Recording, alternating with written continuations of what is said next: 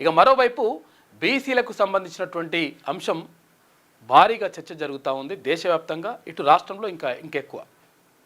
అయితే తెలంగాణలో ఇట్లా జరుగుతున్నటువంటి సందర్భంలో మరి ఏం చేద్దాం, ఏం కథ అని చెప్పేసి మొత్తం కూడా బీసీలు పూర్తిగా చైతన్యమైనటువంటి పరిస్థితుల్లో ఈ ఉద్యమాన్ని ఓసీలు నెత్తిపీదికి ఎత్తుకుంటున్నారు. ఎందుకు ఎత్తుకుంటున్నారు అంటే ఓట్లన్నీ కూడా బీసీల దగ్గర ఉన్నాయి. 62% మంది బీసీలు ఉన్నారు. తర్వాత ఇక ఎస్సీ ఎస్టీ సోదరుల్ని కలుపుకుంటే ఇక అసలు యాక్చువల్గా తిరుగులేని పరిస్థితి ఉన్నది. కాబట్టి ఈ బీసీ ఉద్యమాలను నడుపుతామని చెప్పేసి వాళ్ళని ఎత్తినకి ఎత్తుకుంటున్నారు. ఇక్కడ కల్వకుంట్ల కవిత కానీ, తర్వాత ఇంకొకరు కానీ ఇట్లా చేస్తూ ఉన్నారు. ఇది ఒక రకంగా బీసీ ఉద్యమాన్ని దెబ్బగొట్టడమే. అంటే దెబ్బగొట్టడంలో భాగంగా వాళ్ళు ఎత్తుకున్నట్టు వేసి తర్వాత బీసీలకు సంబంధించినటువంటి ఐక్యతని మొత్తం కూడా చీల్చేటువంటి కుట్రలు జరుగుతూ ఉంటాయి. ఏదైనా బలమైనటువంటి ఉద్యమం వచ్చినప్పుడు, ప్రజా ఉద్యమం వచ్చినప్పుడు ఆ ప్రజా ఉద్యమాన్ని అణచివేయడానికి, ప్రజా ఉద్యమాన్ని విచ్ఛిన్నం చేయడానికి రకరకాల శక్తులు రకరకాలుగా ప్రయత్నాలు చేస్తూ ఉంటాయి. అందులో భాగంగానే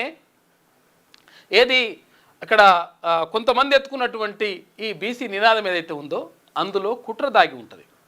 ఎందుకనంటే బీసీలు ఒక్కటిగా మొత్తం కూడా సంఘటితమైతే, అన్ని కులాలు కలిసి మేమంతా ఒక్కటే అని చెప్పేసి సంఘటితమైతే, వీళ్లకు ఎస్సీ ఎస్టీ సోదరులు ఎవరు జత కలిస్తే ఇక పరిస్థితిని ఎవరు ఆపలేరు ఇక.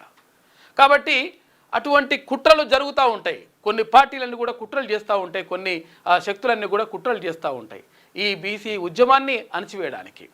ఎప్పుడైనా చరిత్రలో మనం చూసుకుంటే ఏ ఉద్యమం వచ్చినా కానీ అటువంటి కుట్రలు అనేటువంటివి జరుగుతూ ఉంటాయి. కాబట్టి ఆ కుట్రల్ని పసిగట్టినప్పుడు 100% ఉద్యమం అనేటువంటిది, లేకపోతే ఆ నినాదం అనేటువంటిది బలంగా వినిపిస్తుంది, విజయవంతం అవుతుంది, 100% విజయవంతమే అవుతుంది.